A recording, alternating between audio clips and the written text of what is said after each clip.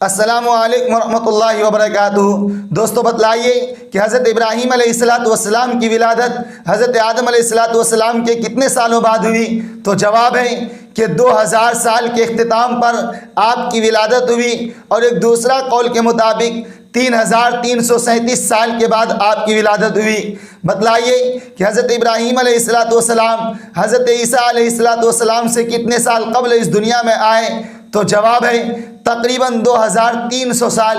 बतलाइए कि हज़रत इब्राहीम का ज़माना हुजूर सल्लल्लाहु अलैहि वसल्लम से कितने साल पहले का है? तो जवाब है तकरीबन 3070 साल पहले का है। बतलाइए कि हज़रत इब्राहीम और नूह अलैहिस्सलाम के दरमियान ज़माने के एतबार से कितना फ़ासला है? तो जवाब है तकरीबन 2640 बरस का फ़ासला है।